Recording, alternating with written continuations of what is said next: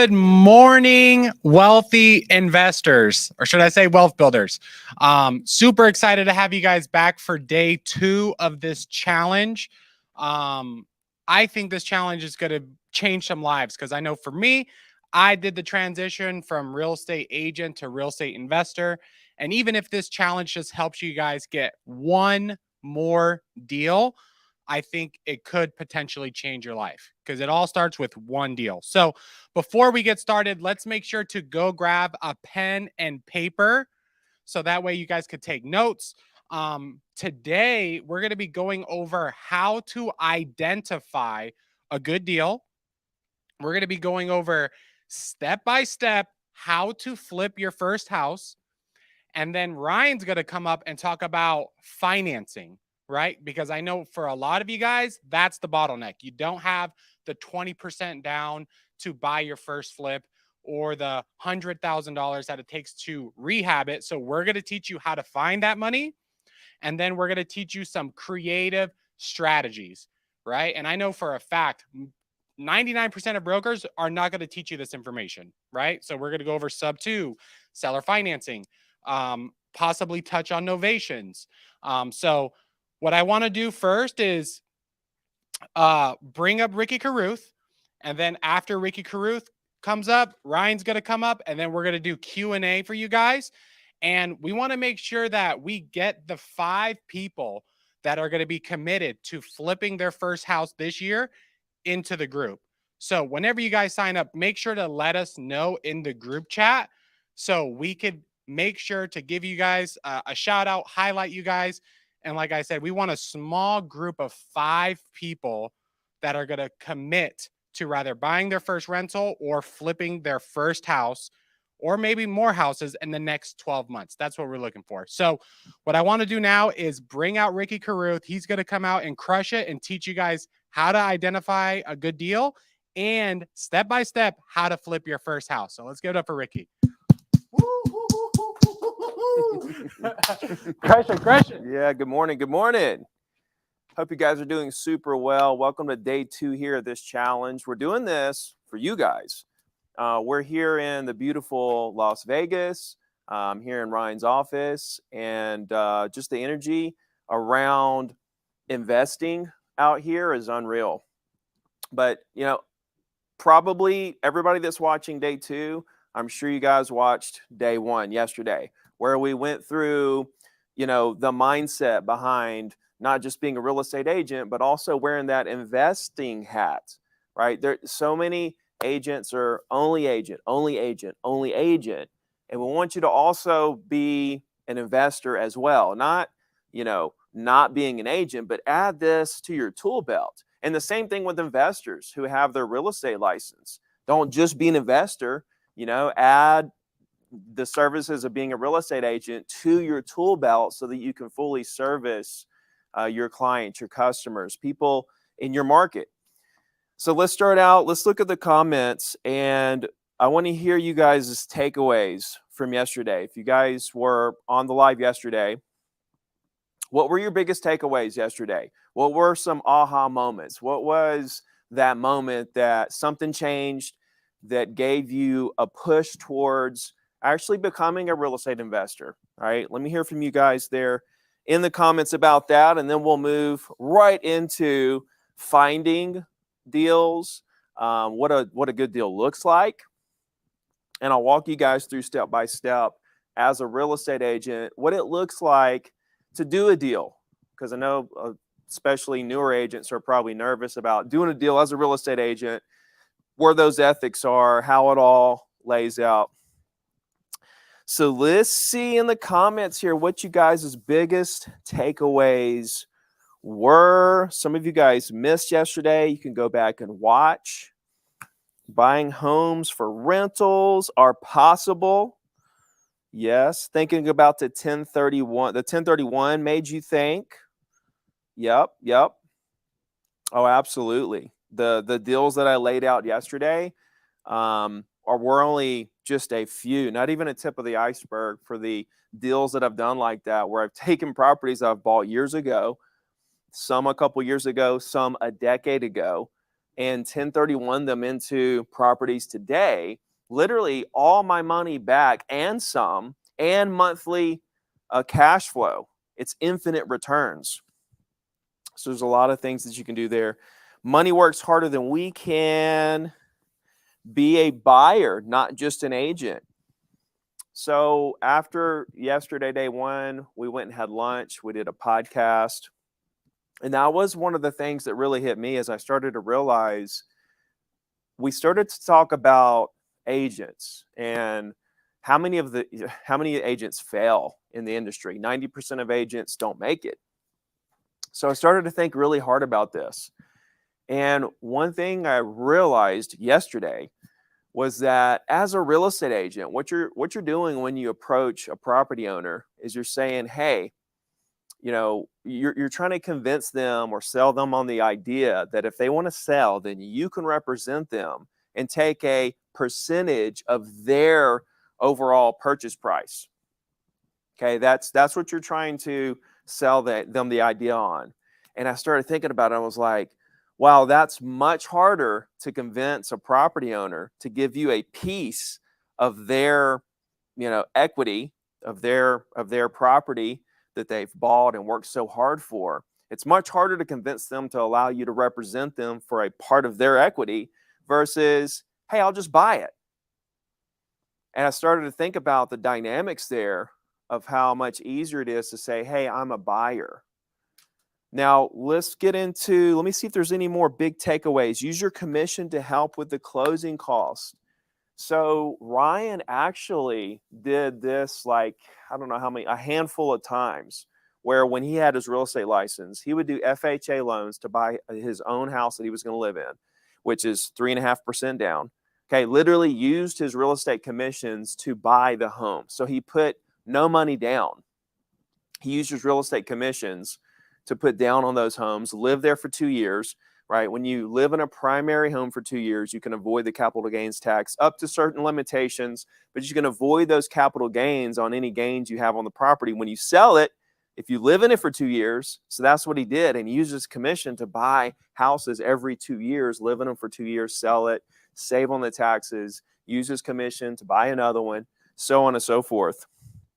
So yes, using your commission, and also the example I gave, just one of many, but like these new construction homes, for example, I'll put 75 to 100,000 down, and I'll get a check for 13,000 worth of commissions at the closing table. It's an instant return immediately. Now that money can go into the piggy bank for future repairs. It just adds to the overall cushion and it adds to the ROI immediately. You just kind of get off on the right foot.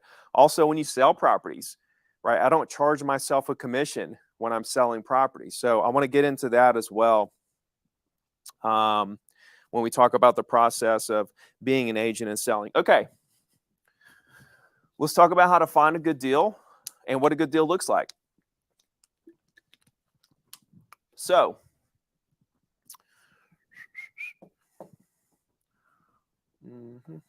let's see.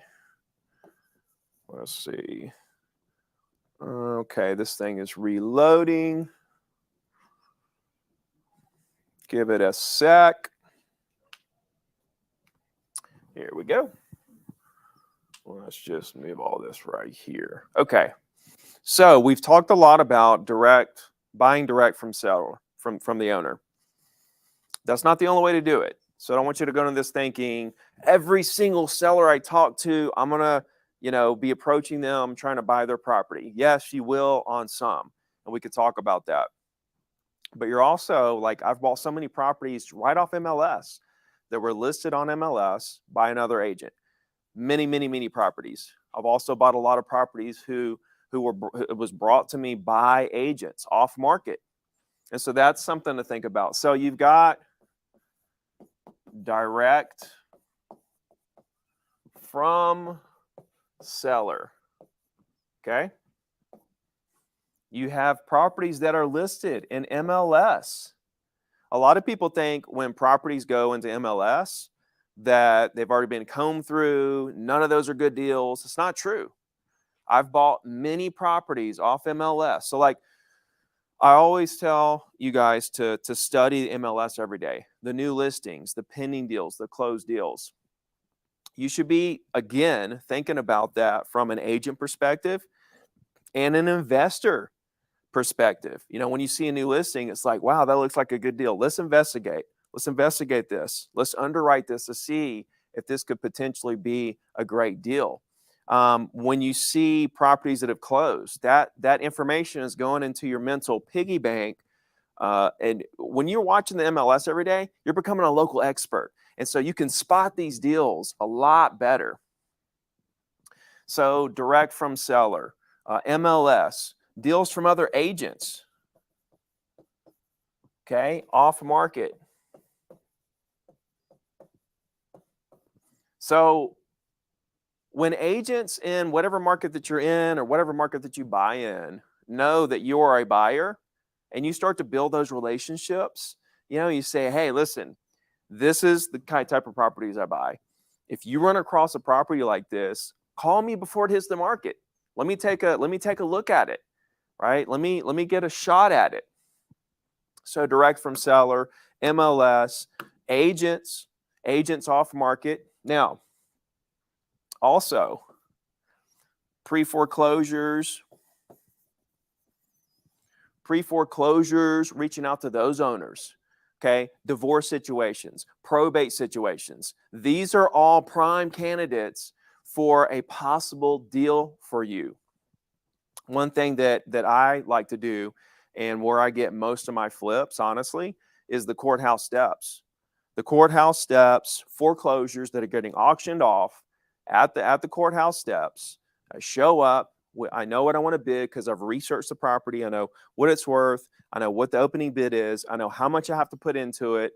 And I've got the whole deal played out in my head. I know how much I can spend to buy this property and turn around and make a profit. So most of my flips come from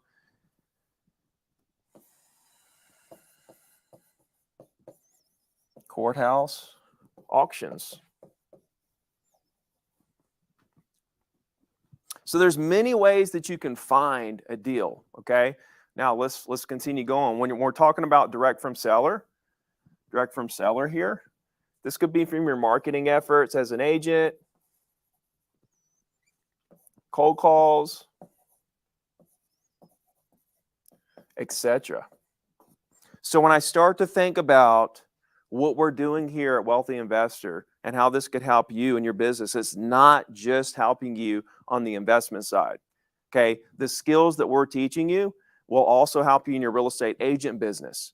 Okay, it'll teach you how to get more leads. It'll give you better angles on property owners. You'll understand the process better because you've actually been an investor or you've looked at it from that angle. And so it helps you in your communication. It helps you with giving your potential sellers more options. Hey, I can buy it for this price. We can list it for this price. They have more options. So direct from seller, MLS, off markets from other agents, right? Pre-foreclosures, courthouse auctions, divorce, probate, right? There's many different ways that you can find a deal. Now, what constitutes a good deal?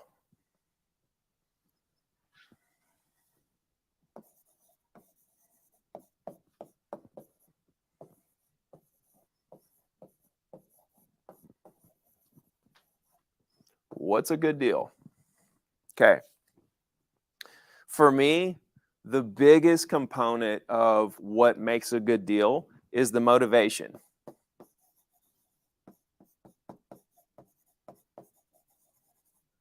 And this plays right in line with what I teach you guys anyway. When we're talking to a property owner about selling their property, the very first thing I want to understand is why. Why are they selling this property?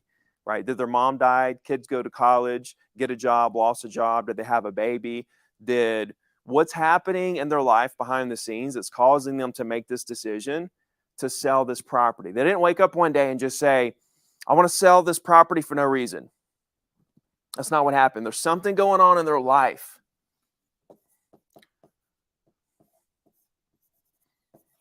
There's something going on in their life that's causing them to want to sell this property. And we need to know what that is, even if we're just going to list the property as an agent.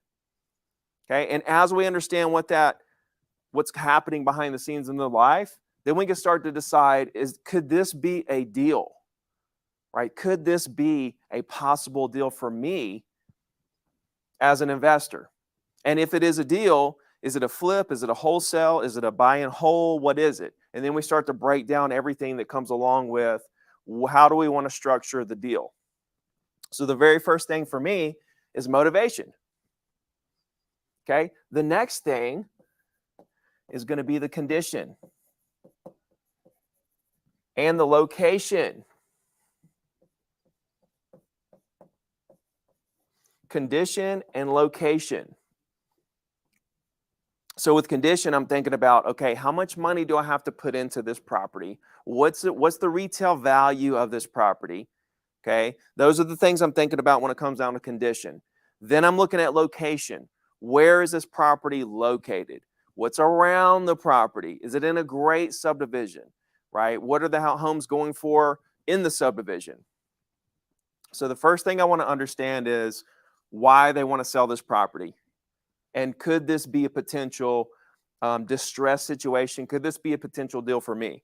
The second thing I want to understand is what is it going to take to get this property into a sellable condition if there is some rehab that needs to be done? And also the location. How great is the location? Is the location unique? So on and so forth. So these are the things I'm thinking about when I'm looking at a deal. Okay, now the third thing kind of goes along with the second thing, and that's price. And this comes down to understanding how to run comps, right? Understanding. Now, there's unique situations with unique properties, and there's some subdivisions that don't have any sales for many, many years.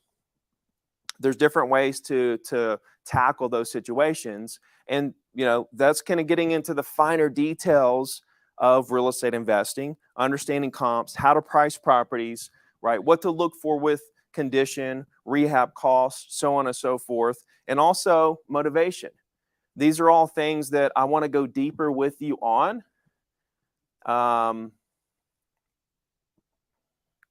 These are all things that I want to go deeper with you on. And again, we're looking for 5 people today that want to take this to the next level and have a jump-off call with me next week to really start to go deeper down into the trenches of what this really looks like. So when we're looking for deals, right, here are the different ways that we can find deals, right? Here's what I look at when I'm thinking about, is this a good deal? Could this potentially be a deal for me as an investor? Now, let's touch on like the process. The process of flipping a home as a real estate agent, whether you're buying direct from seller, whether you're looking at on MLS, whether this is a probate, a pre-foreclosure, whether an agent brought you this deal, whatever the case may be, wherever it came from, okay, as a real estate agent, a lot of you are kind of confused on, okay, how do I represent myself as a buyer? You represent yourself as a buyer just as you would any other buyer, okay?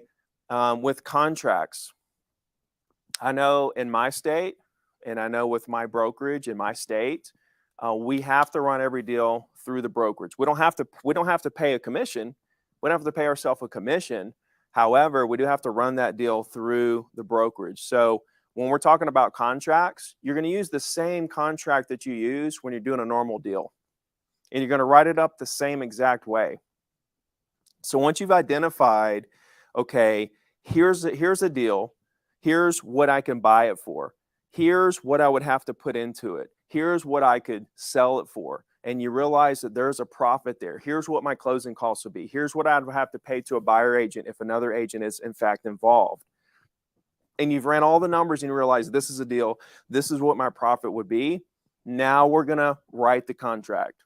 And you're going to use the same contract that you use normally for any other buyer. Okay.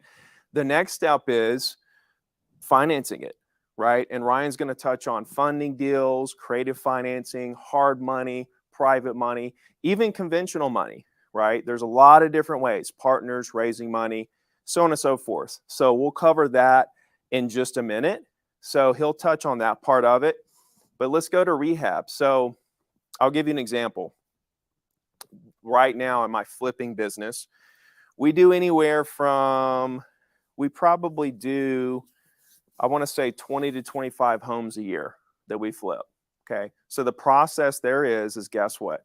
One of my partners that I flip houses with, he's a contractor and he handles all that back end rehab. So he helps us go in and figure out what those costs are going to be, and what it looks like, what we're going to have to do, how much it's going to cost.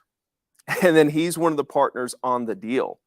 So that makes things extremely easy. So I want you to think about that, right? Is there a contractor in your, sphere, in your ecosystem that you could partner with that could help you understand the rehab costs? They could actually do the rehab costs. The contractor that we have gives us a great deal on the rehab costs. So we're not paying retail value for those rehab costs. That's what's so amazing with that situation. So think about that as you're moving forward. If you're not great with understanding what a home might need, how much it's going to cost, partner with a contractor who can help you through that process and do the work and partner with you on the home. And there's a lot of different ways you can structure those kind of deals. So you've bought the property, you have financed the property, you've funded the deal, you've got the rehab under control. Now we're going to market the property. Now, how do we market the property? You list it like you normally list the property. So we list our flips, we list properties that I sell just like we normally do, but it's 0% commission on the listing side. So there's two ways to look at that. You can take your listing commission as you normally do, that'll go towards your regular income tax, or you could leave it in the property and the equity and get taxed on it as a capital gains tax. It's going to depends on how you want to take that money. Do you want to pay income taxes, or do you have write-offs there that and you strategically want that 3%, 2%, whatever it is, to be taxed as regular income, or do you want it to be taxed as capital gains? In my case, most of my properties are getting 1031, so I want it all to be in the 1031, getting that capital gains, because I'm deferring that to my next property. I'm not paying those taxes when I sell those properties.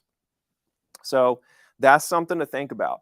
So we've bought the deal, we've funded the deal, we've rehabbed the deal, we've listed it online, and we're the listing agent, 0% on the listing side. Then we could do 2.5 to 3, whatever your market allows on the buyer agent, what the standard is for whatever the buyer agents get paid. That's what you need to put as what the buyer agent is going to get if they sell that deal. Now, on the flip side, you're still out here trying to sell this property on your own, so there's no buyer agent involved at all. And then you're saving that commission as well. So being a real estate agent, you're avoiding your listing commissions. You're getting commissions when you buy properties. And then you potentially aren't paying a buyer agent a commission either. I mean, if I sat down, I've never penciled it out. If I actually sat down and penciled out how much money I have made commission-wise on my own deals, not just cash in my pocket, but also commissions I've saved, I don't even know how much money that is. I mean, we're probably talking in the $500,000 plus range. So when you think about that, the advantages that you guys have over your everyday real estate agents that aren't licensed, I mean, it's a huge advantage, right? So that's something to think about as well. So again, let me know in the comments right now. Let me look at a few questions here. We're going to do Q&A at the very end. So Ryan's going to come up in a minute and talk about funding deals and financing and so on and so forth. And then I'll come back on and we'll do some Q&A and some other things. Let me look in the comments really quickly and see if I see anything interesting before I bring Ryan out. Okay, Facebook user, choose me. I want to be one of the 5. I'm going to buy home, live in for 200,000, blah, blah. Go to Wealthy Call. Go to wealthycall.com right now if you want to be one of the 5 people. I'm taking 5 people today. We're going to have a jump off call next week, and you guys are going to be in the Wealthy Investor Program, as well as get 2 VIP tickets to WealthCon. If in fact you want to be at WealthCon, this is an amazing value to work directly with investors like myself, Ryan, and everybody else in the community, and be around everyone at WealthCon. So we're going to do a jump off call. I'm only looking for 5 people today that are serious about this, that want to take action. I'm going to bring Ryan up. He's going to talk about funding and everything else. So let's bring him up. What's up, bro? What's Good up, morning. man? Good job. Good job. Give Ricky a round of applause, guys, in the comments. Let him know. Show him some love. And other thing too, guys, before I jump into funding, since he's talking about it, when you go to wealthycall.com, all you're doing is putting down a deposit. So the $1,000 is a deposit. The team is going to work with you on however you want to pay, whether it's a payment plan or anything else. And guess what? If it doesn't work out, the deposit's totally refundable. So you literally have nothing to lose. It's just to show us who's serious about this and who's ready to take the next step. So, at the end of the day, you literally have nothing to lose. Our team will work with you on everything. So don't let that be what stops you. So for those of you saying I want to be on the list of 5, I mean, you can literally just do it right now and be one of the first 5. So, Ricky's willing to work with you guys and help you get to the next level. And yeah, let's now talk about funding. Okay. I always say this at the end of the day. Oh, this is kind of hard to read. Let me grab some white markers here. Let's talk about money. So this is what prevented me from getting started. Okay. When I was a realtor, I was telling you guys my story back in 2010. I always thought, hey, if you want to flip a house, you need cash.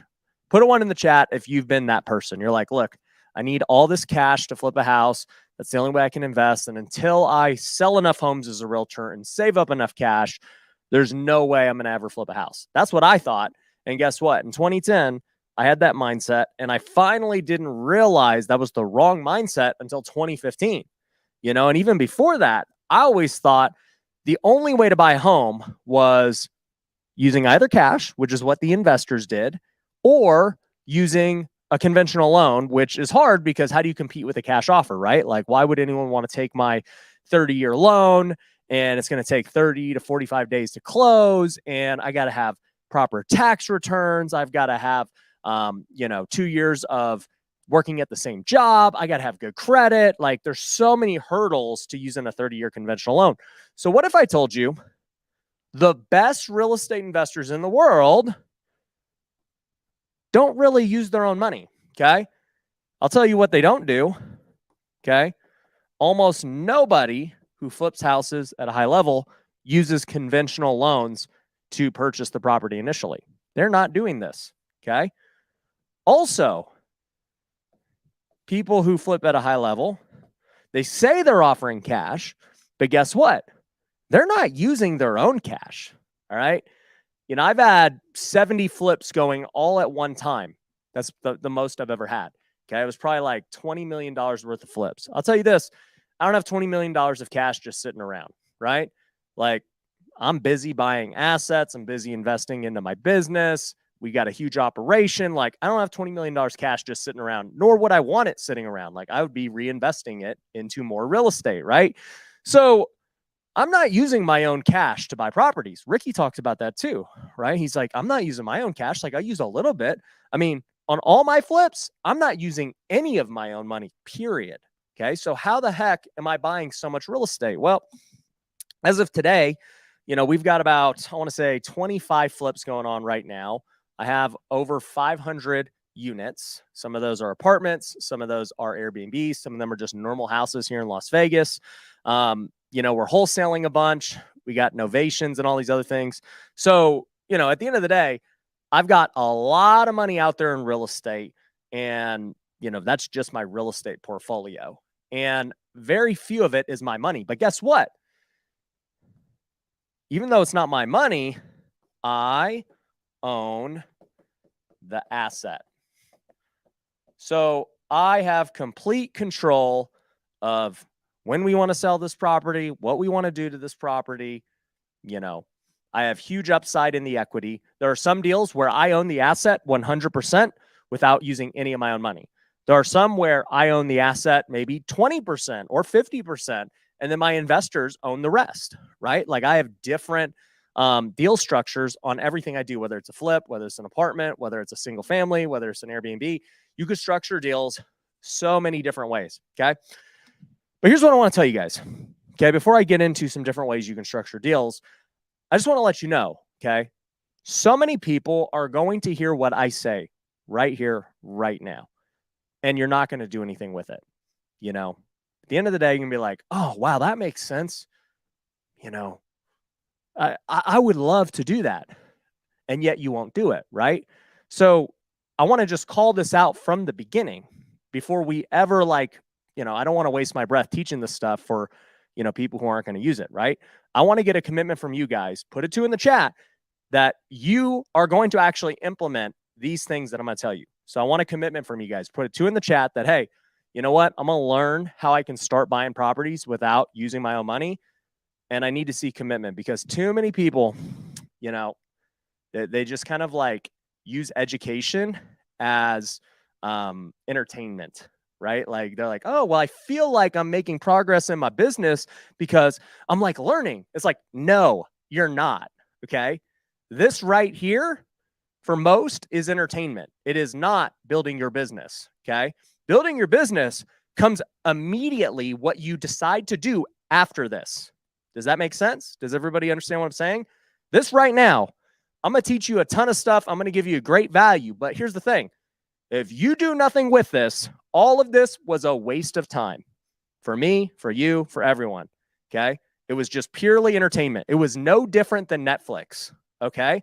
So you need to make sure that you are going to take action. So I want commitment from everyone here that if you want to actually change your life with real estate investing, you're going to do exactly what I tell you to do here. Okay. So I see a bunch of 2s. Cool. I love it. All right. Everyone's committed. So here's the deal. We want to own real estate without using any of our own money. How do we do it? Okay. Well, there's 2 types of ways to do it, right? First is hard money. Okay. A hard money loan is a professional lender, very much like conventional lenders, and they have slight differences, right? Number 1, they have higher interest, which some of you guys are freaking out. You're like, oh man, dude, the interest rates are so high already. Like, what's higher interest? Well, they're going to charge you probably 10 to 12%. All right. The other thing the hard money does is it's shorter. So typically, it might be 1 year. That's how long the loan is. All right. So a lot of people look at this and are like, oh, I'm scared. Like, why would I do this? Well, those are the negatives. The positives are, taxes. They don't matter, right? With conventional, how many of you guys, put a 1 in the chat, have had a buyer who could not qualify because their tax returns were bad or their credit was bad, right? And so they could not qualify for a loan. Put a 1 in the chat if you've ever had that as a real estate agent, right? Here's the thing with hard money, that stuff no longer matters. All right. Next thing that hard money doesn't care about is, really just you as a whole, right? Conventional lenders are giving you a loan, not based on the asset, but based on you as the borrower. They want to know how likely you are to pay it off. Well, in hard money, they don't really care about you. What they care about is the asset. So if you have a good deal that's, call it 80% of market value, let's say, the property is worth $400,000 and you have it under contract for $300,000, they do not care that you have only been a realtor for a year or that you may not have the best tax returns or your credit may not be that great. They just are looking at the asset and they're like, look, this guy's getting a great deal. And worst case scenario, if he gets foreclosed, if he can't continue to pay us or get this deal done, we'll just take the property and we have a ton of equity. In fact, we'll probably make more money, if this guy gets foreclosed on. So they're really just looking at the asset. Okay. So this is a huge difference that I need you guys to understand as realtors. On the normal traditional side, they look at the borrower. The borrower could buy the worst deal ever and they'll allow it. They just care that the borrower is strong. With hard money, it's the opposite. They care that the deal is good and that the asset is good. Okay. Does that make sense to everybody? Does everyone comprehend the difference, okay, between traditional financing and hard money financing? Okay. Let me know in the comments. You guys all get that? So they care about the asset. The other cool thing that hard money is going to do is they're going to close quick. All right. So they're going to close just like cash. They could close in a week, 2 weeks, everything. So when you're trying to go compete with cash offers now, you can actually compete even though you don't have the cash, because the hard money is as good as cash. So every flip we buy is almost always with hard money. Okay. And we still write, hey, it's a cash offer, but we use hard money to do it. Okay. So hard money is an amazing tool. Now, there's another tool that we use called private money. Okay. Now, what is private money? Well, private money is a friend, family member, or, somebody who's in your community, right? So give you an example. When I first got started, I did not have any family with money, right? My parents got foreclosed on in the recession. I lost the house I grew up in. My mom, my dad, they lost all their businesses. I could not ask my family for money because they did not have it. So for me, eventually I ended up realizing I can make friends with people who have money. And so these guys became private lenders for me on my deals.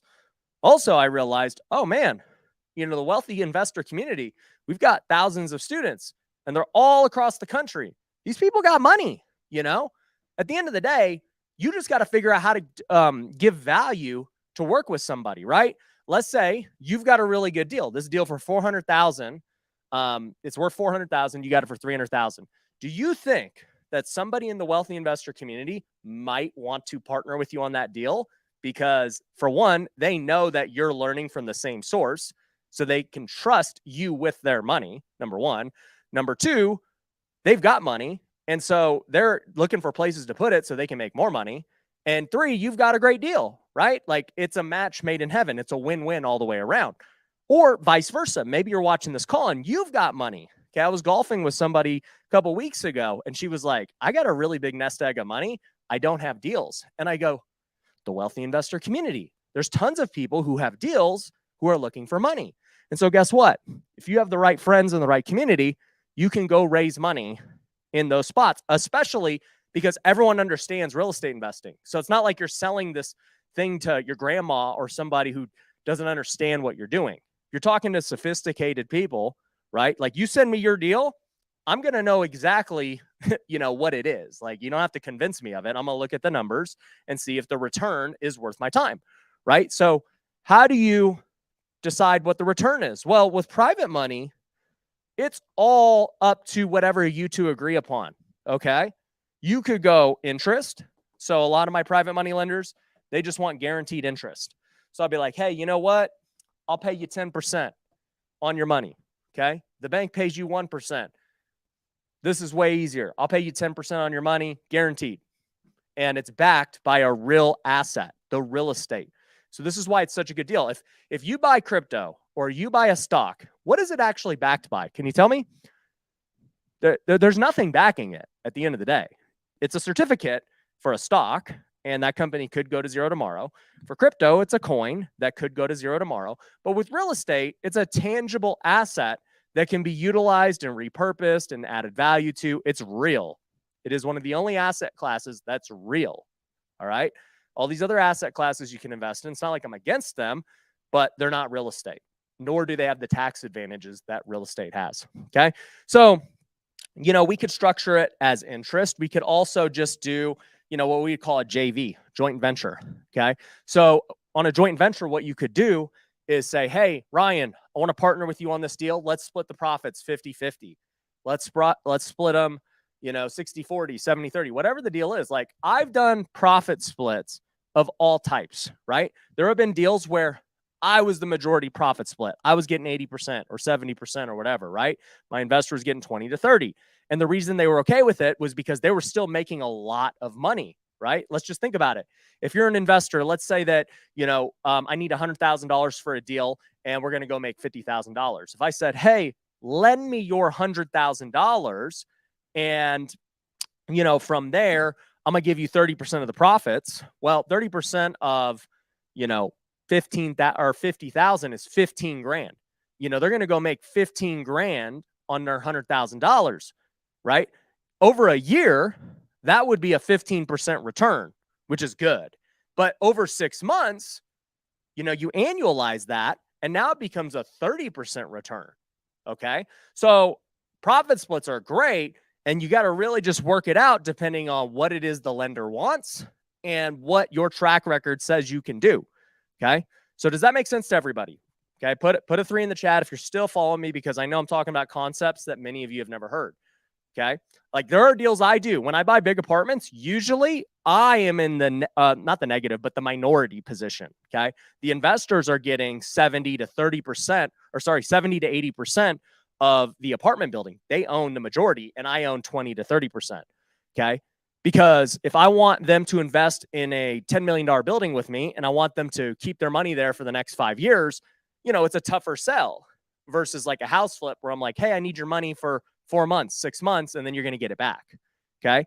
So, every deal can be changed depending on the circumstance. It's just, at the end of the day, let's just do deals. Okay. For those of you who are just getting started, all right, how many of you, I see a lot of people who get greedy about it and they're like, oh, well, I should get the majority of the profit. But how many of you guys are like, look, I understand I'm new. I'm going to give my investor the majority of the profit just so I can do a deal, right? How many of you guys would take that deal? Put a 1 in the chat. You'll take a deal. You'll be like, look, I'll give the investor 70%, 80%, whatever. I just want to do a deal and get my feet wet so that, we can make this thing happen, right? So, JV is a great thing that you guys can do. Okay. Now, there's all these other things like creative finance and, taking over mortgages, subject to, and all this stuff. But honestly, I don't even want to teach you guys that today. All right. We teach it in Wealthy Investor. We teach it. I've taken properties over subject to. We've done seller finance deals. We do novations. I don't have enough time today to teach you all that stuff, nor do I think you need it at this moment. Okay. If you are just trying to, get your first deal, these are the things that you're going to be doing. Okay. At the end of the day, you're going to be getting hard money loans mixed with private money.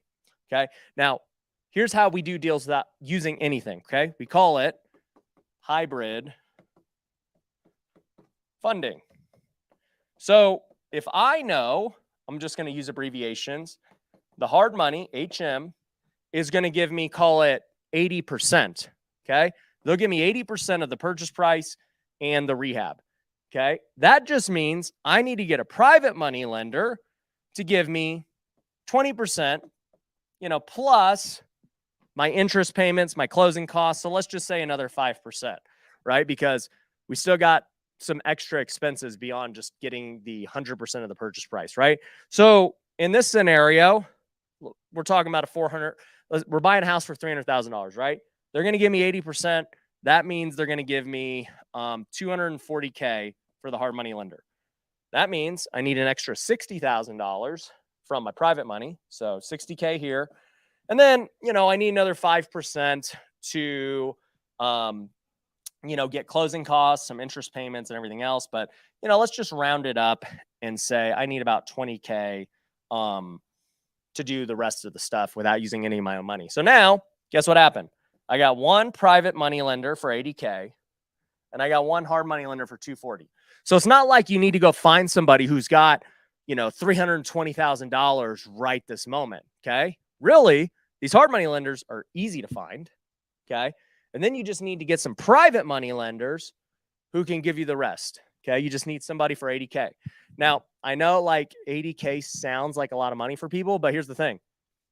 It's not. Okay. I can tell you once again, going back to this, you have friends who have $80K. All right. You probably have family who has $80K if you really could provide them a good enough return.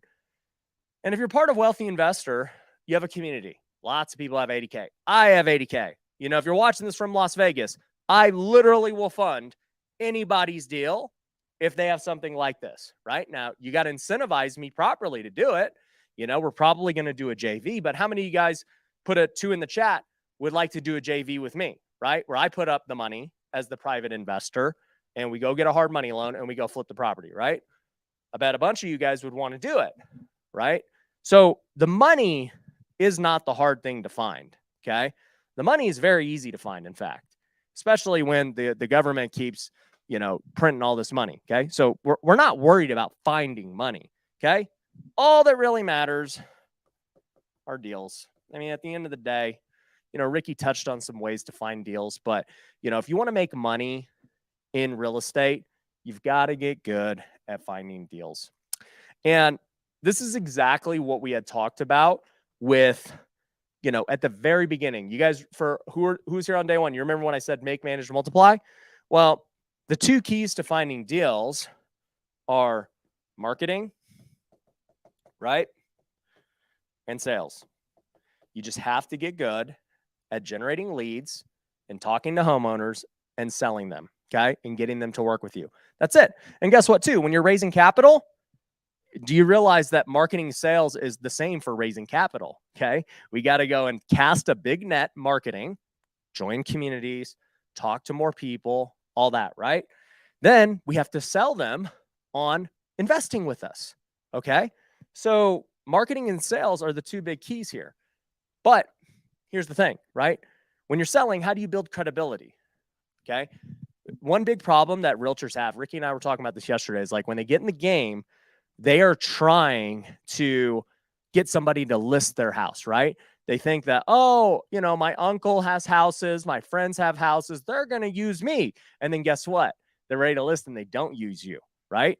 And you're like, oh man, why don't they use me? They did me dirty, blah, blah, blah. And it's like, well, I wouldn't use you either, fool. Like, you've never done a deal. Why would I put my hard-earned asset that I worked and spent my money to buy to use your unexperienced self to list my property? It makes absolutely no sense, right? That's why it's a really hard sell, because you don't have credibility, okay? So how do you build credibility? Why are more people successful in doing investing than they are as listing agents? Well, this didn't occur to me until Ricky said it, but he's like, think about it. Even if you're unexperienced and you go to a homeowner and you say, hey, I'll buy your house for $300,000. Now, none of it matters. Your credibility does not matter at all, because it's simply just a numbers game for the seller at that point. It's a far easier pitch to be an investor than it is to be an agent, especially when you're talking to agents or sellers, right? And here's the thing. As investors, we're talking to the same people, right? You're talking to the seller. I'm talking to the seller. But guess who is more valuable to the seller, okay? Is it the realtor who says, hey, I can list your house. I'm the best, blah, blah, blah, right? You have one thing you can provide the seller. You have one service. Or is it me who says, hey, seller, look, we have agents that can list your house. So if you want to do that, cool. We also can buy your house for cash if you don't want to deal with all that, right? We can give you that. And then 3, we have creative finance options. We could do a net listing. We could take over the mortgage. You know, we have all the tools in our tool belt. We honestly don't care which one you pick. We just want to work with you and help you do what's best for you. Who has the stronger pitch? The realtor who only knows how to do one thing and make a listing, or me who can literally help the seller however they choose? And here's the thing, guess what? For me, I'm going to make more money doing the multiple options, because number 1, I'm going to get more deals because I have more options. And 2, when they pick certain options, they're going to make way more money, or I am going to make more money than had I listed it, right?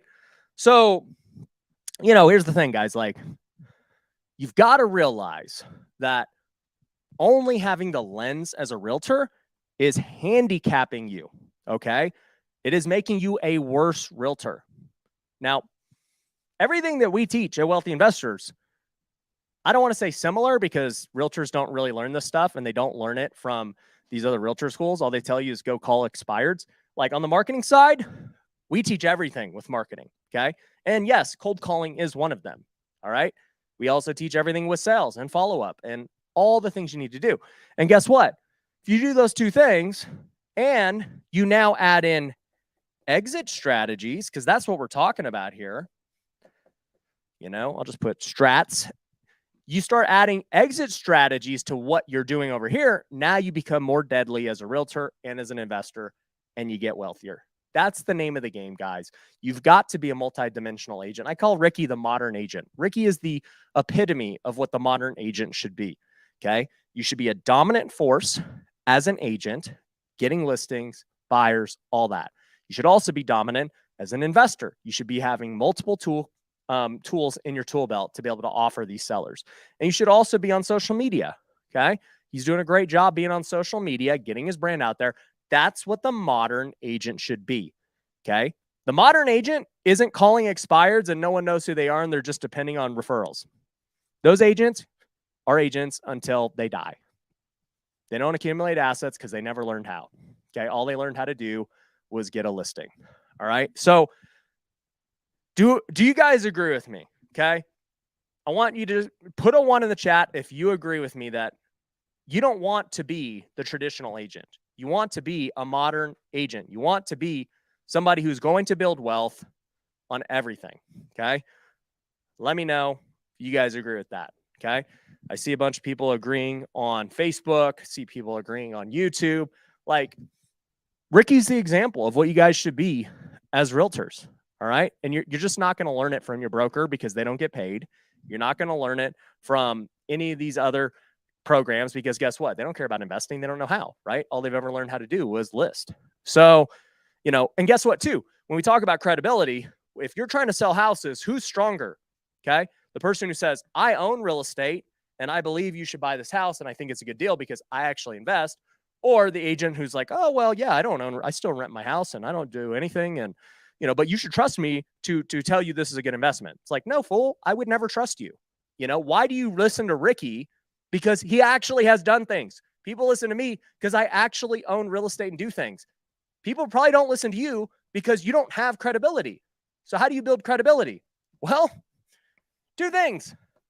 Number 1, you start taking action and making it happen. Okay.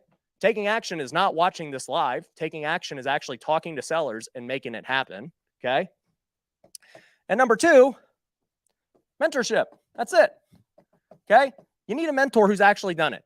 If you're getting mentorship from somebody who is not doing what you're wanting to do, if they don't own real estate, if they don't have the deal flow that you want, if they haven't raised capital, why would you listen to them? It makes absolutely no sense to get mentored by somebody who's not doing what you want to do. Okay. It's that simple, guys. The last point I want to make up, because they're telling me I'm short on time and I'm just like, I'm digging into you guys and I want you guys to like make this abundantly clear. But the one thing that I have personally realized is the difference between realtors and investors is this. Can you guys tell me what kind of mindset difference an investor has versus a realtor? Does anybody know what the key difference is? Why does one, strive to be a top producer and just do more deals, and yet they never become investors? What makes the mindset so different? Why are there so many more people who are wealthy from owning real estate and they're not even like experts in real estate, right? They're not buying and selling real estate every day like a realtor does. Why are they more wealthy as the investors versus the realtors who literally look at the MLS every single day? They're in tune with the market, yet they never build wealth. Why is that? What is the difference? Well, I've been trying really hard to figure this out myself because as a realtor growing up, I was cheap. I was very frugal. I got licensed because I was a low barrier to entry. I'm like, oh, I can get my license for like $600. I can go sell some houses and make big commissions. And, that was why I joined. And I'm sure many of you as realtors decided that you wanted to join that too. You're like, wow, I could become a realtor, sell my uncle's house, and then, make some money. And you're like, you realize that didn't really happen, right? Your uncle didn't hire you. Well, here's the thing. Okay. Realtors already go into their profession with the mindset of, oh, I don't need to invest in anything. I can just buy a license and put in some hours at school, and then I can go make a bunch of money. That's the realtor mindset. The investor mindset is this. Investors realize, oh, I've got to actually invest money to make more money. Like, it's common sense to them. Like, yeah, this house ain't going to buy itself. Okay. I'm saying you don't have to use your own money to invest. Okay. That is 100% true, but you need money to invest. Okay. That is the only way real estate works. Somebody has to bring the money in. And this is what realtors fail to realize, is that they don't have an investor's mindset. And I'm not talking about just buying real estate, but I'm talking about in themselves.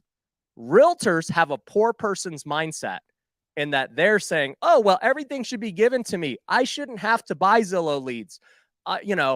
Where are all the leads at? I used to have a brokerage with 200 agents.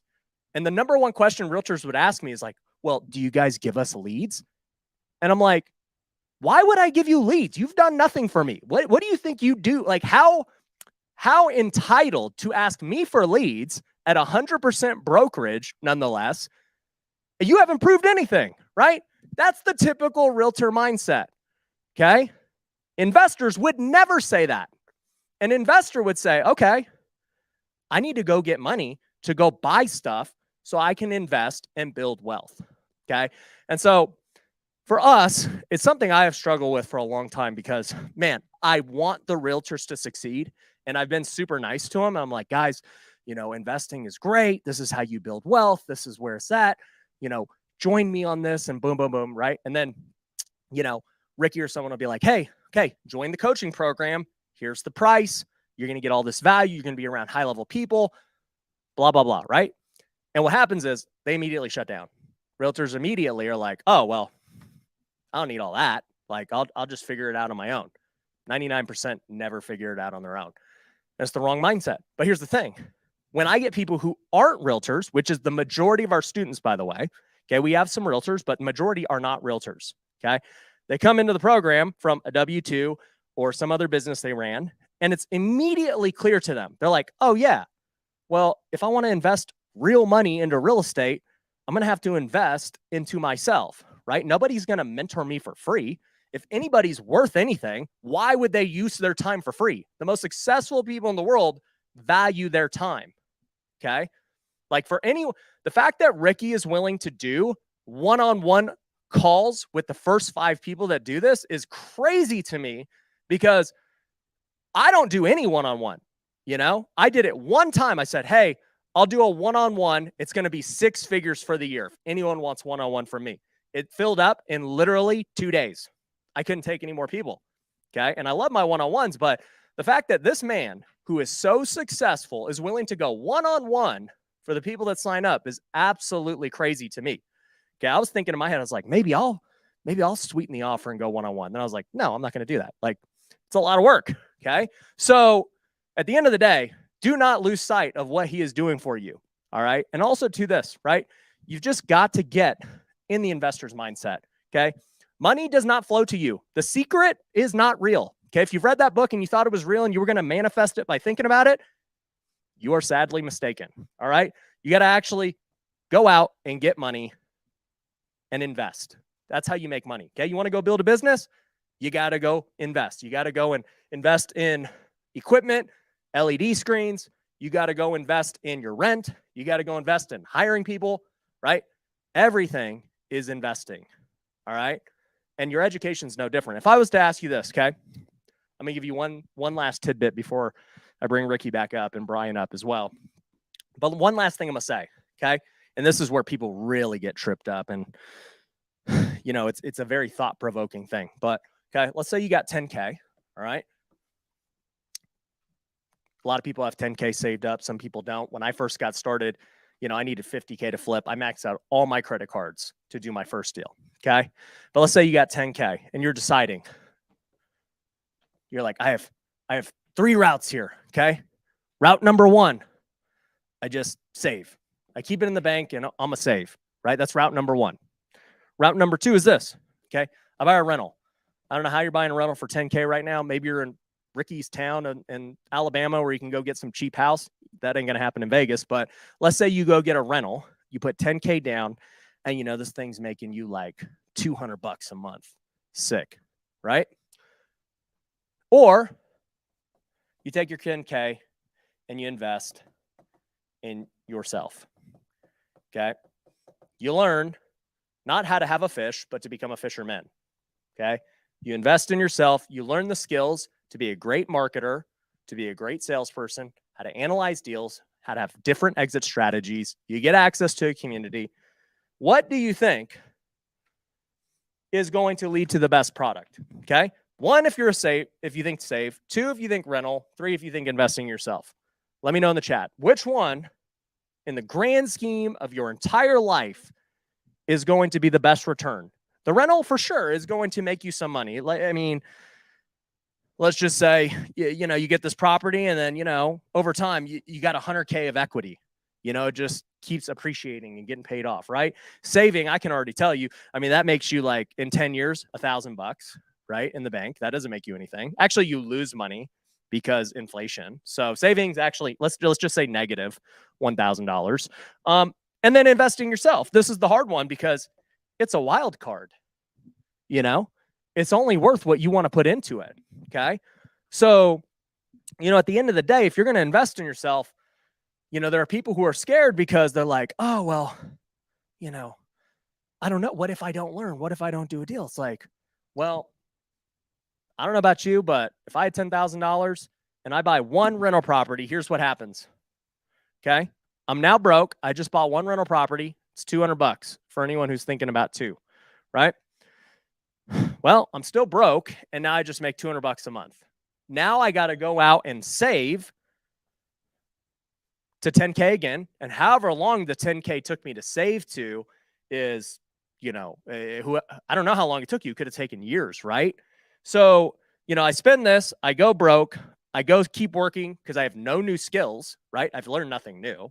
And so it takes me another couple of years to save 10K. And then, by then maybe I buy another rental, but I've already missed a huge wave of appreciation, right? Had I just been able to go buy a bunch of rentals this year because I had actual skills, that wouldn't happen. But, this thing with investing in yourself, a lot of people get tripped up about it because it's like, well, I don't know what it's worth. Well, I can tell you for me, it's worth a lot of money, right? Every time I learn a new skill, I know for a fact it's going to make me way more than whatever it costs me, right? I invested $40,000 about 2 months ago into a coach to help me literally present on stage better. And guess what? We made way more money on stage than I ever had before because I knew investing the 40K was going to lead to more. And guess what? I don't have to pay him again. Like, I've learned the skill and now I'm about to use it for the next 30 years of my life as we have more and more events. So, I mean, to me, it was like, dude, 40K, this is going to make me millions in the long run. What am I doing? Right? The same thing is true. If you can invest in real estate, I mean, one deal at the end of the day, what is one deal worth? Okay. Let me ask you this question. What is one deal worth to you, either even as a listing, a flip, as a wholesale? Think about it, right? For me, a flip, it might be worth 40K to me. Okay. Wholesale might be worth, 20K. And then a listing, average listing here or price is like 400,000-ish.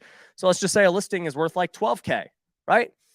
Either way, no matter what strategy you go with, as long as what you learn gets you one deal, you're already ahead.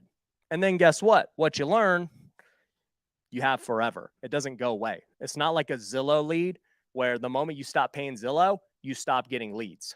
Okay. Zillow's giving you a fish. We're trying to teach you how to become fishermen. So Ring is asking me, what's the website to sign up? My boy Ring, you got the right idea, dude. So I always spell wealthy wrong. It's my brand and I can't spell. It's weird. Written a book and I still can't spell. So it's wealthycall.com. All right. Wealthycall.com. I don't know how many people have already signed up. I think Ricky, being the good guy that he is, maybe some last stragglers, he might add a couple of more, but I'm pretty sure we already have 5. So, it's just wealthycall.com. It's $1,000 deposit, fully refundable. You literally have nothing to lose. If you're scared about putting a refundable deposit down, you ain't going to make it in real estate. I don't know what to tell you. Like, that's just what it is, right? Investing in yourself and in real estate is not like a risk-free business. At the end of the day, if you don't take what we teach you, then yeah, you're not going to get results. If you don't apply it, you won't get results. If you apply it, you will get results. Okay. And in real estate, you got to actually take action and do it. So, there it is. Matthew said, hey, I've never gotten more than 4K on any listing or selling a deal ever. Well, bro, if you've never made more than 4K on a listing, you need to go to wealthycall.com because that's not good. That's just like, I don't know if you're selling boxes or something. Like, how do you not like that would mean that you're selling houses less than 100 grand. So let's get you to bigger things. Okay. I'm going to bring Ricky up here again. I'm going to bring Brian up because I've kind of said my piece about it all because I just get fired up about this stuff because I was a struggling realtor for 8 years and it was just like somebody finally had to beat me in the head and be like, bro, what are you doing? You need to get into, this next game. Sergio said, what's the deposit for? What are we getting? Okay. So Sergio, they said this earlier. Before I bring Brian and Ricky back up, I'll just tell you, basically what you're getting is our rookie coaching program, where our whole goal is to help you get your first investment deal. Okay. We're trying to help you get your first investment deal. Betty said, or Keeping It Real said, I paid the deposit. Will someone be calling me? Yes. Our team will be reaching out to you today once this live stream is over. So anyways, what's his name? Matthew said, the splits and fees. That's why I've never been able to make over 4K. Well, guess what, Matt? When you invest in real estate, your broker does not make any splits or fees on your investments. You own them. Okay. So once again, why you should invest. Right. But anyways, back to this. You get the rookie coaching program. I mean, I'm not going to write everything included because it's a lot, the deposit, I can explain it more, but we've got 5 Zoom calls every single week. You get all of our templates, all of our contracts, all of our SOPs. You get a coach that's going to work with you and help you get to the next level and get that very first deal.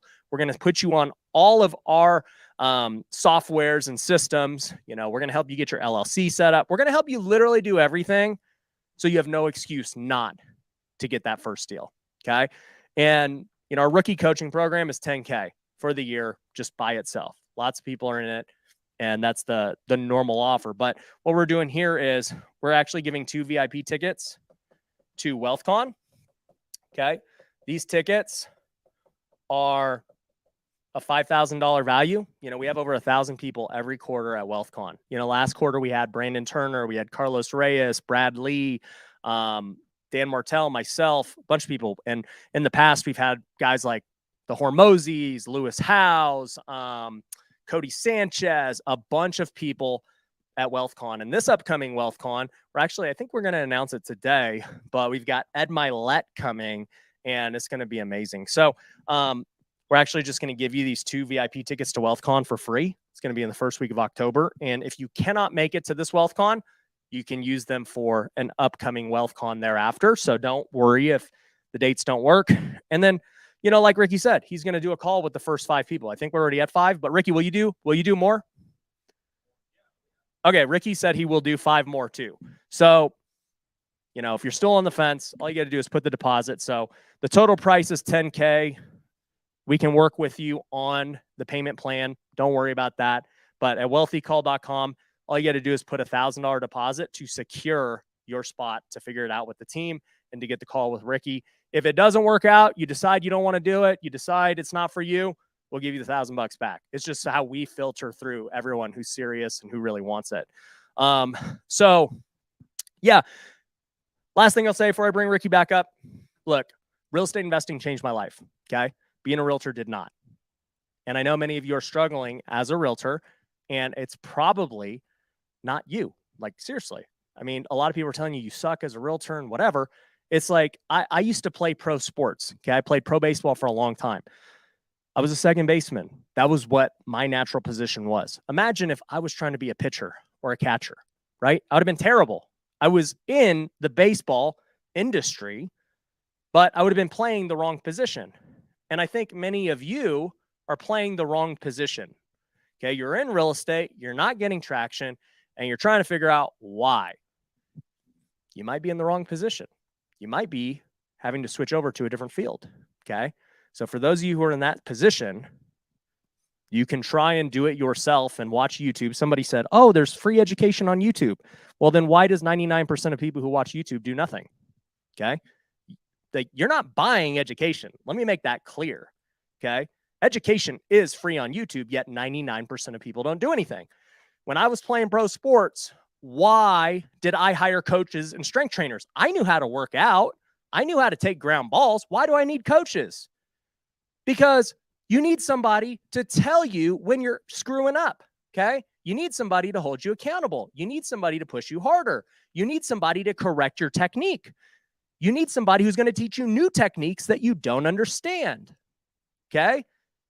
I want to make this clear. All the people, I've never met one wealthy person who says, oh, I just get all my stuff for free on YouTube. Broke people say that, okay? Broke people think they should get everything for free and that people who've accomplished a lot should just give them everything, okay? It's a broke person's mentality. I don't see anybody paying Bill Belichick. Like, Bill Belichick don't coach the Patriots for free, okay? Great coaches do not work for free because guess what? They want to know who's serious about changing their life, because trying to filter through a bunch of people is really hard to do. You know, if there's 200 people on this call, you know, it's like, I know all 200 people aren't serious, but I know 20 probably are. And those are the 20 that I want to work with. Those are the 20 that Ricky wants to work with. Those are the 20 that our coaches at Wealthy Investor want to work with, because we know they're serious and they've got skin in the game to show it. If you have no skin in the game, there's nothing to push you to do anything. That's why I tell people, I'm like, I love that, you know, people watch my podcast and my YouTube. You know, we've gotten millions of views. Last month, we had like 4 million views on YouTube. I love it. What I don't love is that most of those people will do nothing. That's what I don't love. Okay. But I do know there's going to be a small percentage of people who do actually join programs, take action, and make it happen. And that's who I'm looking for. I am looking for the action takers who are going to join me. And I want to shake your hand at WealthCon.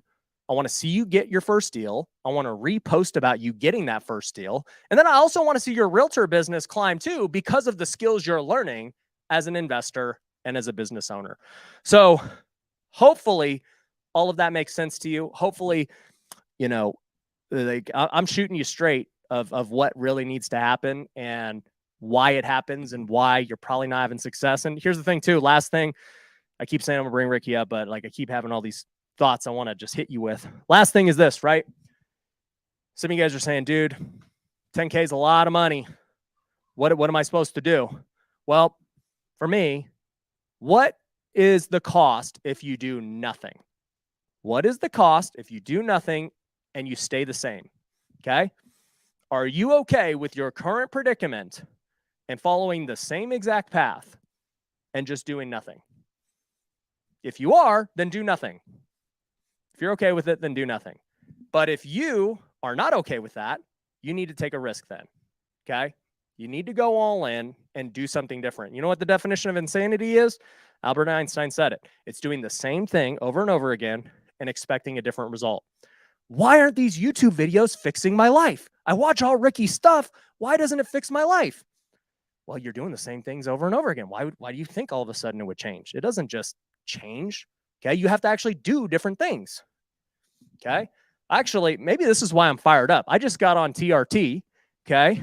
And I'm feeling a lot more strong lately.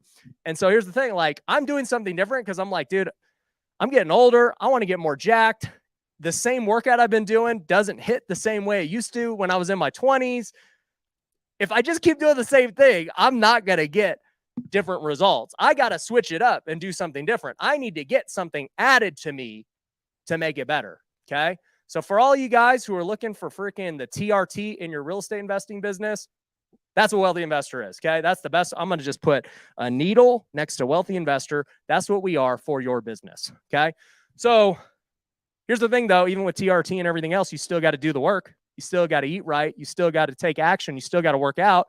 You know, it ain't just going to all of a sudden make you jacked because you bought TRT. You know, I see a lot of fat people on TRT who, you wouldn't know they were on it because they don't take action, right? So anyways, hopefully those analogies made sense to you. And I know we already have a bunch of people who've already done wealthycall.com. So last thing before Ricky comes up for Q&A, wealthycall.com, fully refundable deposit.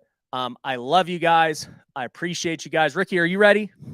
All right. So appreciate you guys. Thank you for tuning in. Ricky's going to do some Q&A with you and start investing in real estate. I want to see you at WealthCon. I appreciate you guys for watching. Thank you guys. Thank you, my bro. Yep. Okay. I don't know about you guys. I'm not on TRT, but I am fired up after that. Let me know in the comments if you're fired up about this and what your biggest takeaways were during Ryan's speech. It was like a high school coach giving like a state championship halftime speech or something. That was amazing. I'm going to do some Q&A, but first I just want to tell you, yes, we do have our 5, but if you buy this, if you sign up today, you're going to be included in the group next week for the jump off call. Okay, so if you sign up before the end of this live, then you will be included in the next week jump off call, where we're going to go deep for you individually to see exactly what your goals are. And I'm going to help you put that plan in place. So I'm looking forward to those calls. Okay, let's see what you guys got. Yes, you guys are on fire. It was so true, wasn't it? So many things he said just really hit the nail on the head. Let's see what we got. Cool, cool. So signed up, I'm in.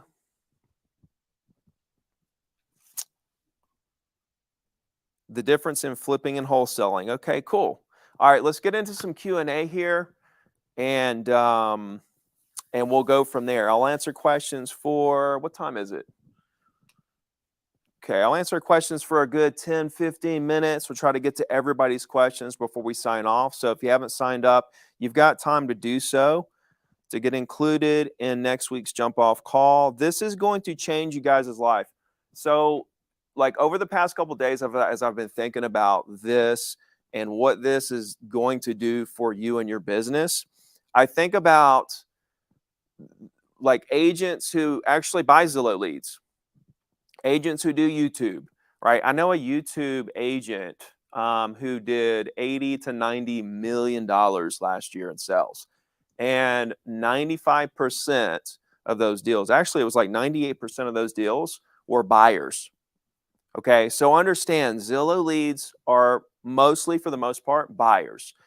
YouTube leads, for the most part, buyers. So a lot of agents have this buyer-based business where they're running around crazy, showing buyers all times of the night. And one thing I think about is how throughout my entire career, I've always knocked off around 5 o'clock. And most of the time, right at 5 o'clock. I go home, I eat dinner with my family. I'm sitting there chilling at 6 o'clock, watching a movie, like I said, eating dinner with my family, just enjoying the afternoon, while the agents who get Zillow leads, the agents who do YouTube and so on and so forth, are out there in the streets showing my listings. You see, when you have a listing-based business, right? Let's put it like this. We're all going to be making money in real estate after hours at 7 o'clock, right? And it's your choice to be the one showing the properties or the ones representing the sellers. So if you're an agent and you're getting Zillow leads and you're more buyer-based, this program is perfect for you, because this is not only going to help you transition to be real estate agent / investor, but it's also going to help you transition from buyer-based business to listing-based business, because we are only interested in property owners and developing those relationships and seeing what they need to or want to do and helping them do it. Sometimes that's going to result in a listing. Sometimes that's going to result in a deal for you, whether it be a flip or a long-term buy and hold, whatever the case may be. So let's jump into some Q&A for a little while. Let's see what we got. What are other anticipated expenses needed to find deals? So it just depends on what method of lead generation you want to do.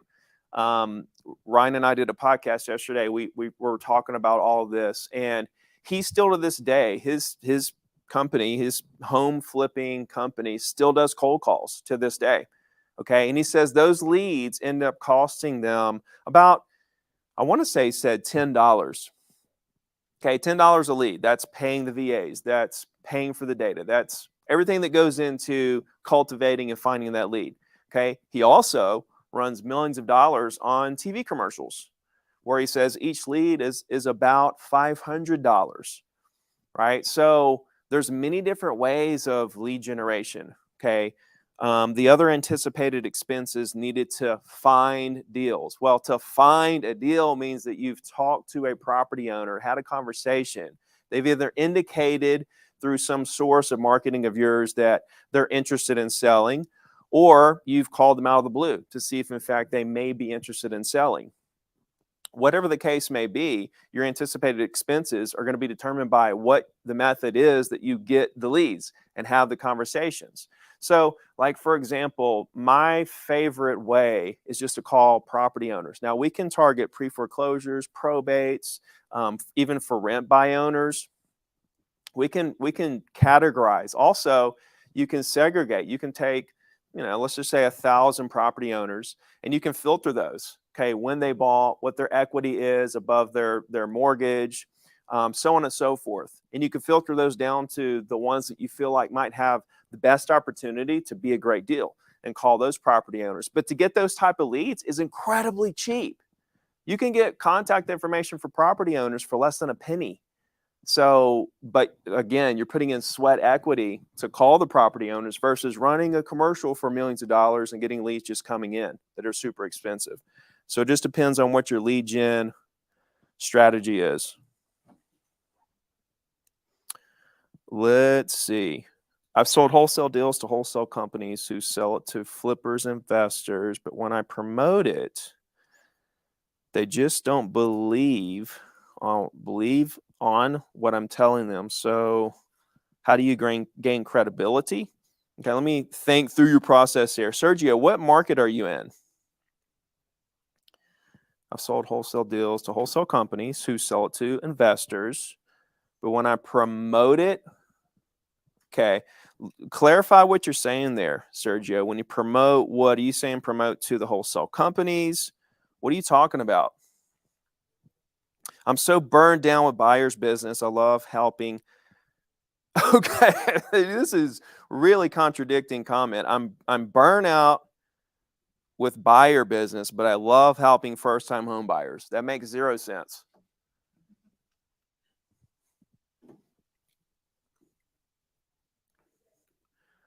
I don't know what to tell you, bro.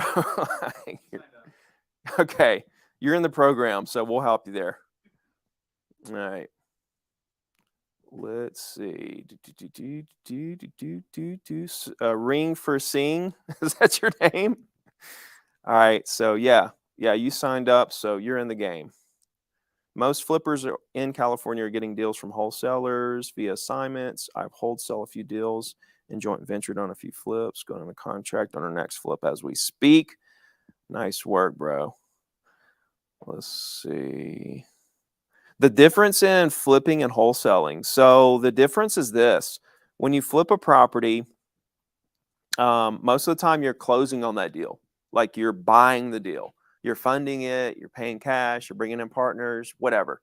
You're getting a loan. You're actually buying and closing on the property. Wholesaling, you're not closing on the property. You're putting it under contract, and then you assign that contract to another buyer before it closes. So you never close on the property. So you may put something under contract for, let's just say, for example, $250,000.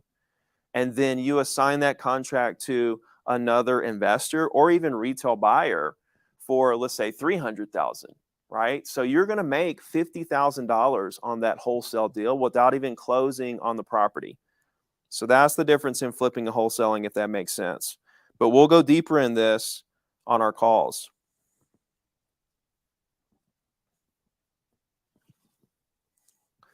Let me answer a couple of more. Can you scroll up on the Facebook one? Is there any more questions there? What would be my strategy to find deals that make sense in a higher priced area like California? How is that any different from any other area? It's actually probably easier to find deals in a higher priced market because the higher price, people that are desperate will probably come wet. Like if something, let's just put it like this: if something is 800,000, it's probably a lot easier to find somebody that has a property worth 800 that would take 650 than it is to find somebody who has a property for 300 to take 220, right? So I would say it's a lot easier, I would imagine. Have I ever attempted to defer property taxes?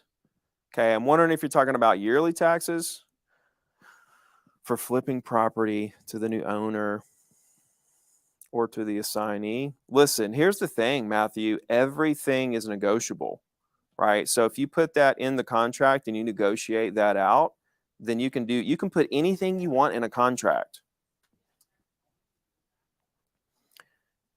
Yeah, Betty. So Red X is what I was talking about. Pre-foreclosures, for rent by owners, whatever. You can go to redxdiscount.com for that.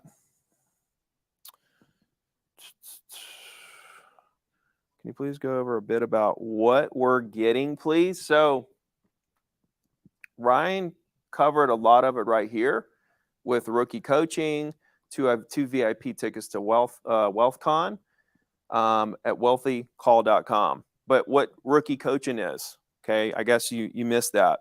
It's 5 Zoom calls a week, right? And we're teaching you how to find deals, how to fund deals, how to negotiate, rehab, the whole process, flipping, wholesaling, buying and hold. You're also part of the community, right? So there's people in the community that invest with the other people in the community. This could be where you find partners and deals. This is all part of what you're getting. Okay, we're also going to do a jumpstart call next week for everybody that signs up before the end of this live. But you're also getting like the courses. So there's templates, there's SOPs, there's scripts, everything that you need right there to go out and make this happen, and learning from people that have actually done it. So a big part of this is being part of the community. Okay, and that's what's been really huge for me. Okay, let's see if there's any more questions. What would be your strategy to find deals in California? Answer that. Yeah. So, like I said, Wealthy Way or wealthycall.com. Right there. Sign up before the end of this live. We got a couple more minutes here, and I'm excited to get on a call with you next week to learn all about what you've done in real estate investing wise up to this point, what you want to do with it if you're starting from scratch, if you don't know anything, if you're experienced, if you have deals you want to pitch me on that I could go partners with you on. I'm looking for deals. I'm looking for partners. And what better way than to get into this program, have a call with me, and let me understand exactly what it is you're doing and what you have on the table so that I can underwrite it and see if it's a fit. Right. And the biggest thing I want to know right now is what's holding you back. Put in the comments right now. What is holding you back from doing this? What's your biggest challenge when it comes to this? This is $1,000 refundable deposit that literally could change your life. Are you worried about like you might come in and it might not work for you and this might not work? See, this is the difference, I believe. And like you guys know me as the free real estate agent coach. Okay. And one thing I really believe in with this is that we're teaching you skills, but we're teaching you skills to multiply your money. We're not teaching you skills that you then take the skills and then try to create business out of thin air, like as a real estate agent. We're teaching you how to take money, right? Whether it's yours, whether you're raising money, and multiply that money. Okay. The whole definition of investor is to understand that you invest. That's the big difference in what I do with you guys on the real estate agent side versus this. This is something I truly believe in. Okay, long game. How do I make payments without a closed deal? Mark, let me know what you're talking about with that. Like, how do you make payments on property? Like the property you're buying? Let me know what you mean there. I mean, look, Sergio, how to gain credibility in front of investors, flippers, landlords. Are you saying like, how do you gain credibility that they can go under contract with you, right? So that you can facilitate the deal? Are you saying that once you have the deal, how do you have credibility to flip the deal, wholesale the deal, raise money for the deal, fund the deal, whatever? Because if it's the latter, you don't need credibility. The credibility is the property. If you have the right property and you put it in front of investors and it's a good deal, then it doesn't matter about your credibility. They want the deal at that point. Let's see what we got. Don't have the money, but this is how you make the money. And I can't see because it's Facebook user. Let's see. Where's that comment? Okay, Ashley. So Ashley, are you a real estate agent trying to make it? You're having a hard time doing that. Do you have a job? Are you doing real estate part-time? Are you currently an investor? See, you're the exact person that I want in this program so that I can dig into your situation and help you figure this out to get on the right path to where you have the money.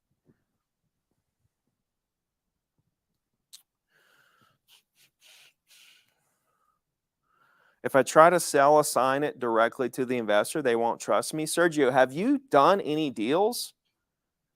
Have you done a deal? Because they don't care about you and your credibility and what you've done. They're going to look at the property and they're going to say, we love this deal.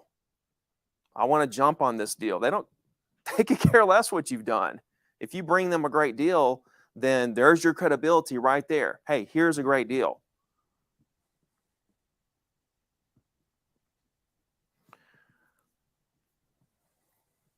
Ashley, so you're an agent, you're full-time, you have one rental. That is great. I would say that it sounds like you're on the right track.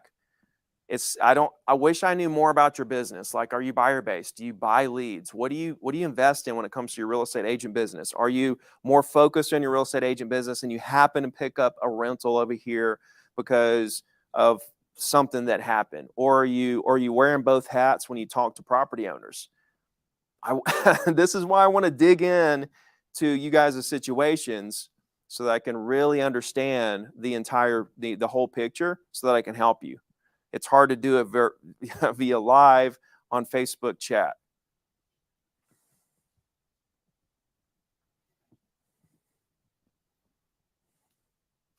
Yep, the payment plan on the course is $10K.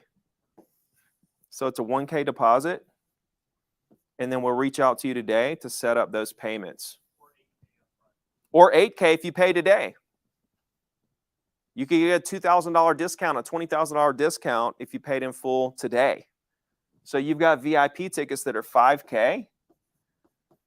And if you paid in full, you're really only paying $3,000 for this program. $3,000. Kind of. It's not kind of. You're getting $5,000 tickets and you're paying $3,000 for the program that's going to change your life forever.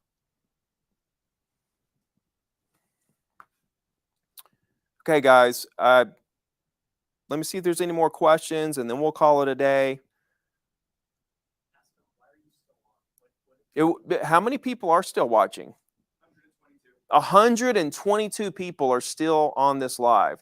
So my question is, why are you here? What's got you hanging around here? There's got to be something inside of you saying, man, I want to learn this skill. I want to get around people who are taking it to the next level and becoming investors. I want to wear the agent and investor hat.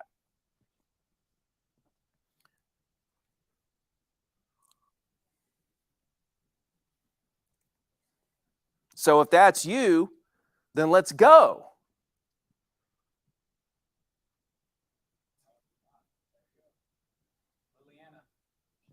Just joined. Shout out Liliana. Little Liliana. Okay, you want to wear both hats? Here's your opportunity. Are we going to do this again? I don't know. Anytime soon? No.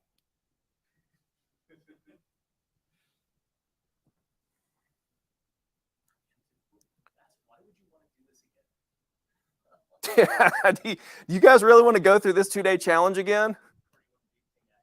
Let's go ahead and make this happen. Okay, cool, guys. You guys got the website? wealthycall.com. And we're here to help you guys. Okay. Give us just a second. I'm going to let Ryan finish it off. I'm going to go hop on a plane, head back to Alabama. We'll see you guys soon.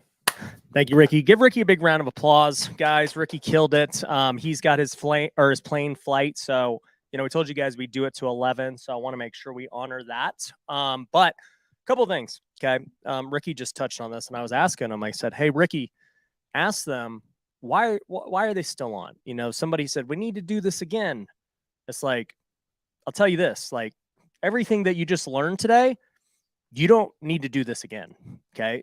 This is what, like I said, this is more entertainment. This is to get you, in the mindset of like, hey, I need to get into this. But if you're going to actually take action, you shouldn't do this again. You should start taking action, right? Like that's the difference. And that's the mindset that we need to shift is some people are like, oh, well, they confuse productivity with busyness. And it's like, just because you're on this call doesn't mean you're productive. What you choose to do with this is going to determine whether you are actually productive or busy. So, I love Ricky and I love how much value he gives. That's why we've partnered up on this. But, for everyone who is still on, like I'm going to ask the question again, why? Why are you still on? Like there's something still keeping you on. At this point, we're just answering questions and Ricky answered a bunch of them. But like for those of you who are on, who have not committed yet, I mean, Ricky already said he's going to do a one-on-one onboarding with you guys. So my question becomes like, what's holding you back? Okay. Because I'll tell you this, I've seen this time and time again. There are basically 3 main fears that people have. Okay. Fear number 1 is money. Very common fear. Fear number 2 is failure. And fear number 3 is time. So let me know in the comments right now, is it 1, 2, or 3 for you? Like, you're still watching, you're still deciding if you want to get this, you're still deciding if real estate investing is for you. Do you think money's holding you back? Do you think failure is holding you back? Or do you think time is holding you back? I want to know 1, 2, or 3, because that's going to help me address what I need to share with you next. Because so many people, I'll tell you, for me, it was money. When I first got started, I thought, oh, I needed all this money. I had to, save up all this cash. And then all of a sudden it was like, oh, well, I actually don't need all this money. I can go raise money the way I just told you. So it was it's what I would call a false belief. All right. Then, I see a lot of people who join who are like failure, right? Yep, we had one of our users say, hey, I'm on because I'm loving it. I'm already in the program. I love it. Cool. Another one is failure. So failure, I'll tell you why people deal with failure, right? It's from a lack of confidence, right? If you think you're going to fail, it's essentially that you're not confident. You're not confident in what you're doing. So how do you develop more confidence? Well, I'll tell you, you get education, right? With more education, you become more confident. If you're very knowledgeable on what you're doing, you will get more confidence. Like, I don't have to have notes or anything to talk real estate investing because I'm well educated. I've done it so many times. I'm confident. Another way you get confidence is community. Okay. When you're around other people who are actually doing it, you're going to gain confidence. I can tell you that's why many of you are still on right now, right? You're in community. Because once you go off this call, guess what happens? You go back to normal life. where people aren't trying to really take it to the next level, right? I would guess the majority of your friends and family are not trying to do what you're trying to do, right? They're not here sitting for 2 hours trying to figure out how they can get to the next level. You're different. You really are. As much as I'm saying, hey, this isn't the end all be all, you are taking the first step. Like, this is just step one towards making a difference in your life. And so, right now you're getting a community aspect where you can be around other people who are making it happen. And so, how do you prevent the fear, or how do you get over the fear of failure? Well, you get educated, you get community, you get, a mentor, somebody who's there to hold you accountable, hype you up, help you analyze deals to make sure that you're getting into a good one. I don't think we even talked about that, but like, the moment you get in, one of our coaches is going to call you and help you get set up with your business. From there, they're going to have a 90-day plan, okay, of things that we need you to do the next 90 days so that you can be built to have success and get that first deal. And once you start implementing the 90-day plan, inevitably what happens is you start looking at deals. You start talking to lenders, and you start running into problems. Well, how do you get past that? You have a coach who's there to tell you whether or not that is a good deal, or here's why it's a bad deal, or man, you better jump on that because it's not going to be there for long, right? Making money can be done in both ways. It can be done in, hey, we're helping you identify things you wouldn't have gotten, therefore we're going to make money, or hey, we're helping you avoid mistakes, okay? And you're not going to lose money.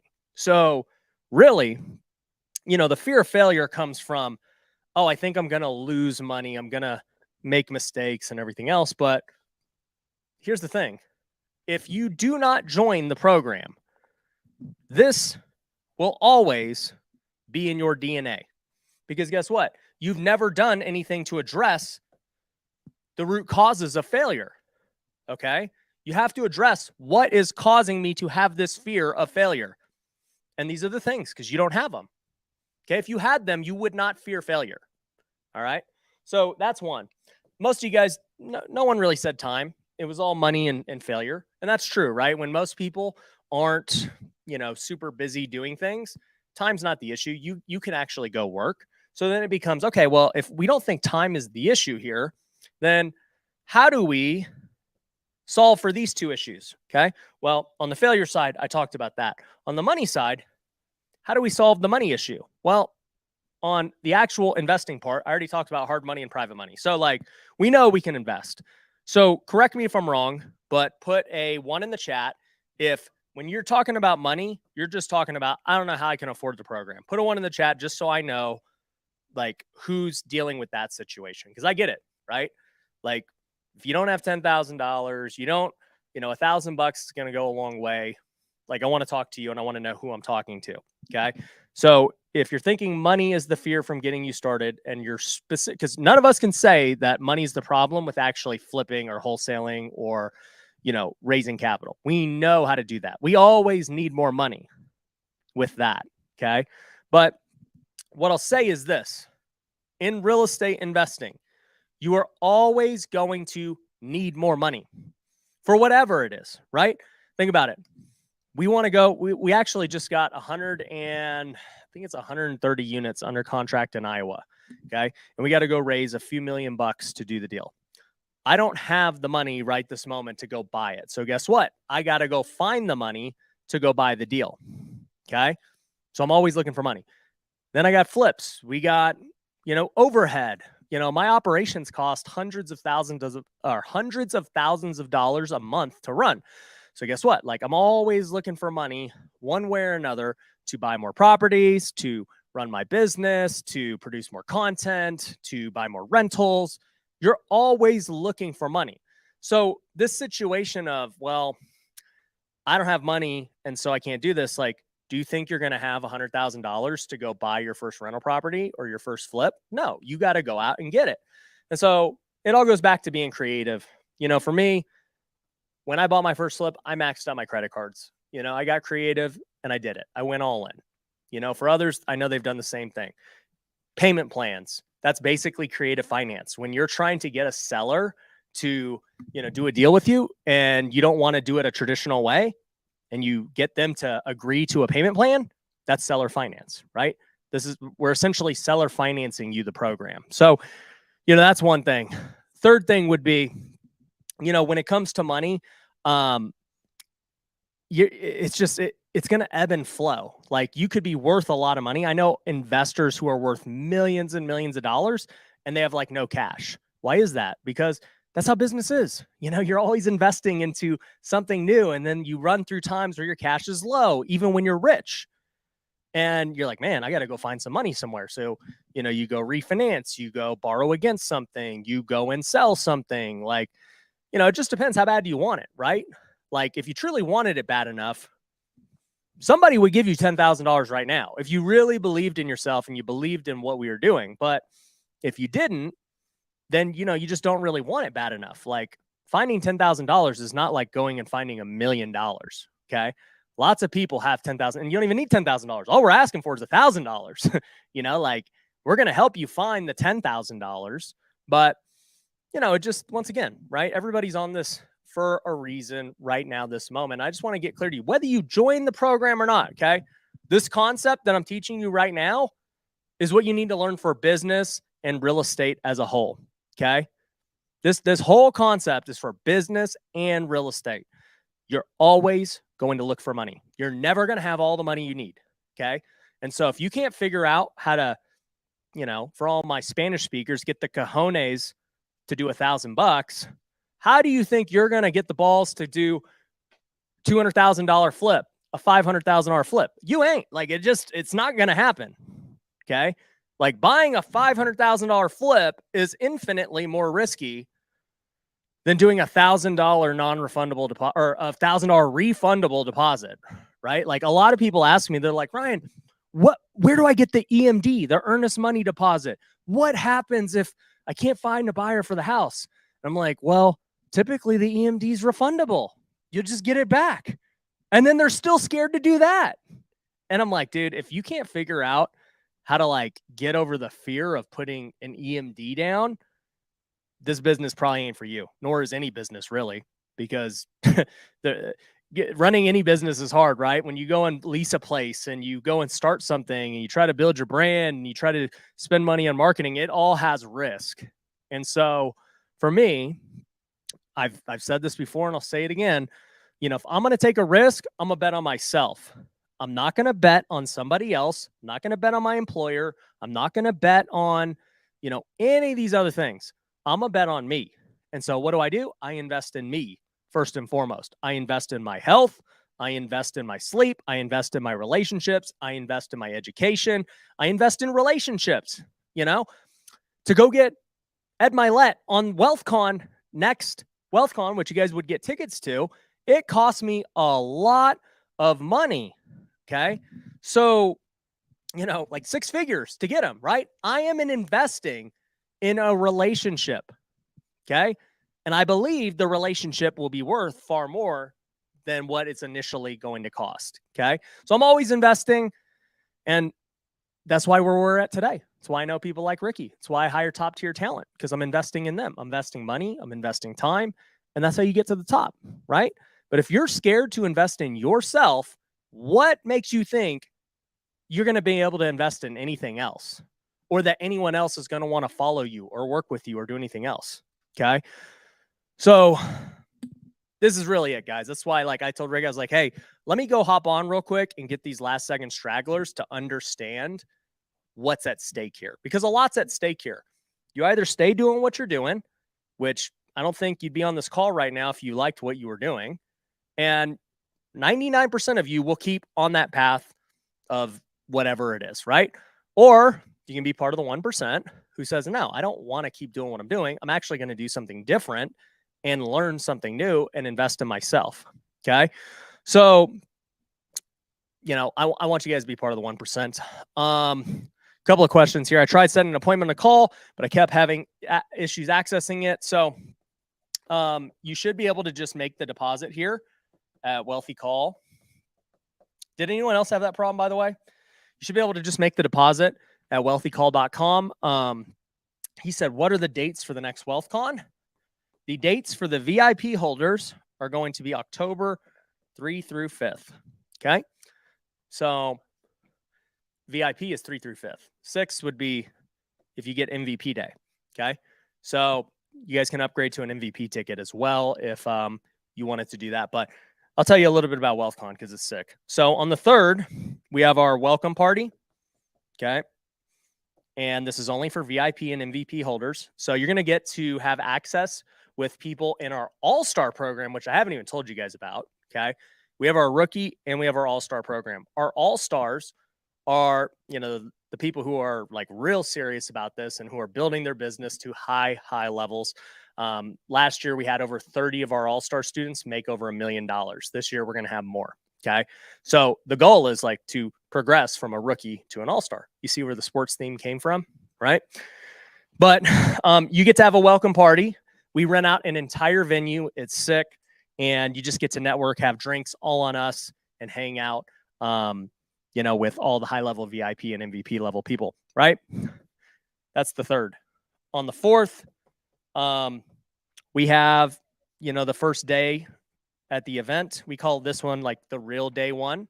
And, you do all that. We have amazing speakers that we'll be announcing and everything. We do the same thing on the 5th. We call that day 2. On both days, we have after parties for our VIP holders. So you guys are going to get access to, these after parties over here. Because once again, I think content is really important and everything you're going to learn on stage is super valuable. But I also understand that networking might even be more important.